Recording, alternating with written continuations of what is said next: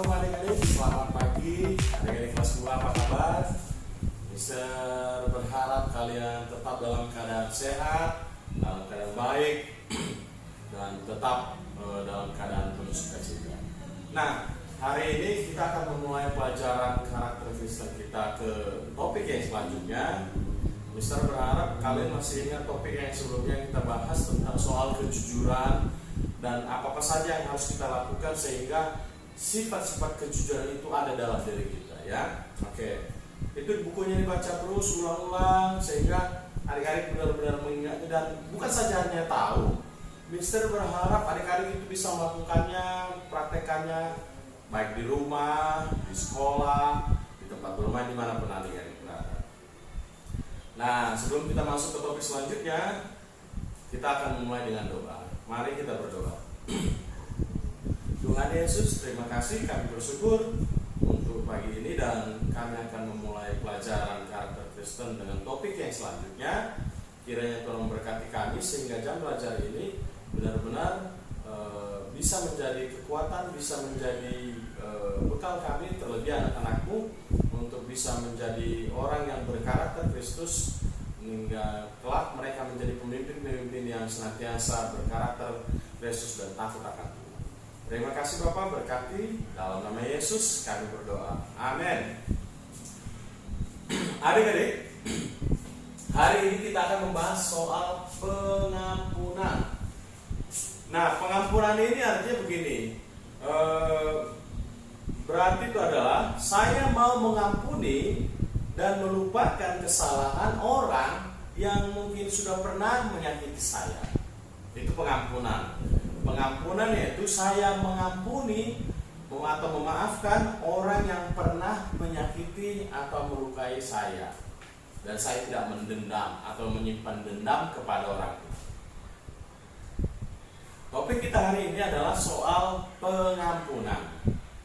Pengampunan yaitu bahwa saya akan mengampuni dan melupakan. Jadi mengampuni dan melupakan kesalahan orang yang telah melukai saya, dan saya tidak dendam. Jadi ketika ada orang yang melukai adik-adik, adik akan memberikan pengampunan, mengampuni, melupakan, memaafkannya. Ketika dia sudah menyakiti hati adik-adik, adik menerima dan memaafkannya dan melupakan semua kejadian itu dan tidak berdendam.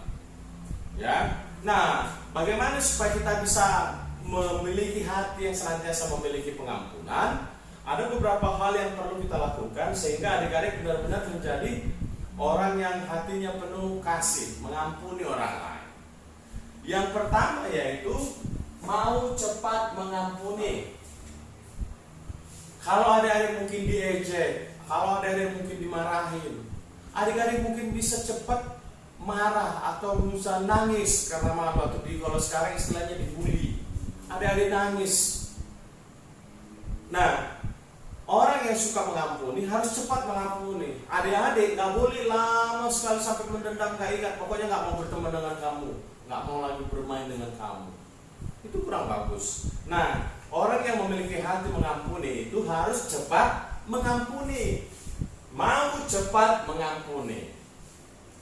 Misalnya Virgin misalnya sama Gaby lah, misalnya Virgin marah-marah.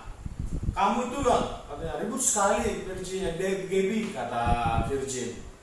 Kamu itu memang benar-benar anak nakal, kamu itu benar-benar mengganggu sekali. Pokoknya Virgin membuli Gaby, sampai Gaby nangis.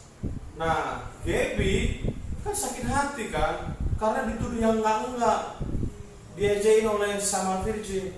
Nah, bagaimana caranya supaya anak-anak, adik-adik sekalian memiliki hati yang mau mengampuni? Maka sikap Gaby, tindakan Gaby adalah Gaby enggak menyimpan itu, dia mau cepat memaafkan, mau cepat melupakan apa yang dikatakan oleh Virgin tadi kepadanya, bahwa itu semua enggak benar, dan dia mau memaafkan Virgin. Mau cepat memaafkan. Nah, yang kedua, mau segera minta maaf. Ini sebenarnya bedanya adalah begini. Yang pertama itu ketika orang lain menyakiti kita. Yang kedua adalah ketika kita sendiri menyakiti hati orang lain. Kayak tadi posisinya kan Virgin yang menyakiti hati Gaby. Nah, Virgin, kalau tadi Gaby yang meminta maaf, Gaby yang mau segera mengampuni, memaafkan Virgin. Sekarang kebalikannya, Virgin ketika dia tahu berbuat salah, melakukan sebuah hal yang menyakiti hati temannya, dia harus mau segera meminta maaf. Maafin Gaby ya, aku gak sengaja, aku terbawa marah, kamu jangan sakit hati ya, jangan dendam ya. Mau segera minta maaf. Adik-adik, kita bisa saja salah, bisa saja melakukan hal yang kita tidak sengaja. Karena itu jika sudah melakukan sebuah kesalahan, kita harus segera berusaha untuk memperbaikinya. Dengan cara apa? Segeralah meminta maaf kalau kita yang berbuat salah. Kalau kamu meminta maaf, itu tidak akan mengurangi harga diri kamu, tidak akan mengurangi misalnya ego kamu, tapi justru sebenarnya kamu menjadi orang yang lebih dewasa.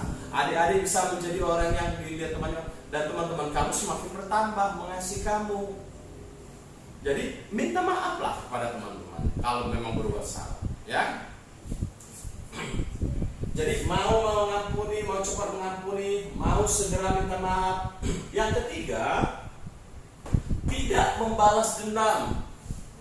Adik-adik mungkin ketika disakiti temannya marah, aduh ini sakit hati, dia kelewatan sekali. Pokoknya nanti awas aku tunggu kamu di tempat yang sunyi, aku balas kamu, aku lempar batu. Enggak bagus begitu ya. Kalau misalnya kita disakiti, segera meminta maaf, memaafkan mereka, mengampuni mereka, segera memaafkan mereka dan melupakan semuanya itu. Dan tidak ada dendam dalam hati adik. Karena kalau ada yang dendam, ada yang rugi. Ada adik sendiri yang rugi, hatinya hanya memikirkan itu saja. Adik-adik kehilangan sukacitanya, kehilangan kegembiraannya. Karena itu tidak membalas dendam. Kalau kamu balas dendam, dia sakit hati lagi, balas lagi, akhirnya nggak selesai. Kerjaannya hanya balas dendam aja. Jadi nggak boleh balas dendam. Kalau ada misalnya disakiti, jangan membalas dengan menyakiti, tapi memaafkan. Aku memaafkan kamu, mengampuni kamu dan melupakan semua. Kita tetap teman. Kan indah kalau sama-sama temannya bermain. Karena kadang-kadang kita bisa saja berbuat salah, berbuat nggak sengaja. Adik-adik juga demikian. Bukan adik-adik aja, orang tua, dewasa maupun remaja juga tetap bisa begitu. Bisa saja berbuat kesalahan. Karena itu jangan membalas dendam. Yang keempat yaitu bersikap baik kepada orang yang telah menyakiti saya. Kalaupun dia menyakiti saya tidak akan membalas dengan kejahatan. Saya tidak akan membalas dengan kata-kata kotor. Saya tidak akan membalas dengan kekerasan. Kalau misalnya adik-adik dibully, adik-adik membalas membuli. Kalau dia misalnya kamu jelek, lalu dia dibalas kamu lebih jelek. Kamu kayak ini, kamu juga kayak itu. Itu namanya membalas dengan cara yang sama, dengan cara yang nggak benar. Nah, tidak boleh. Maka kita akan bersikap baik kepada orang yang telah bersikap baik kepada orang, teman, kepada kakak, keluarga yang atau siapapun mungkin yang telah menyakiti kamu. Jangan kalau misalnya dilempar batu, kamu balas dengan pisau. Dilempar dengan pisau, kamu balas dengan hammer, dengan parang, atau dengan palu. Kurang bagus. Nah, karena itu Bapak Ibu Saudara sekalian, balaslah dengan kebaikan. Tuhan Yesus juga mengajarkan bahwa hal-hal janganlah engkau membalas yang jahat dengan yang jahat, tapi balaslah dengan kebaikan. Kan kemarin kita sudah bilang, kenapa saya harus belajar karakter Kristen? Supaya sifat saya seperti Tuhan Yesus.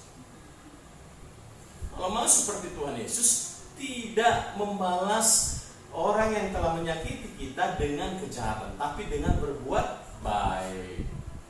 Maafkan mereka, berbuatlah baik kepada orang yang menyakiti adik-adik. Karena Tuhan menyayangi orang-orang seperti itu. Ya, siapa yang ingin disayangi Tuhan? Semua ya. Ricardo pengen disayangi Tuhan, Marco pengen ya. Apalagi misalnya Rizal pengen disayangi Tuhan, Gaby, Michael, atau misalnya Maxwell, Maisan, Zoya, semua anak-anak harus gue ingin disayangi Tuhan. Karena itu jangan berbuat yang jahat. Kalau misalnya teman kita menyakiti hati kita atau siapa saja menyakiti hati kita, tidak kita balas dengan sesuatu yang jahat, tapi dengan sesuatu yang baik. Ya, oke. Yang kelima, tidak ikut menanggung sakit hati orang lain. Tidak ikut menanggung sakit hati orang lain. Contohnya begini, teman kamu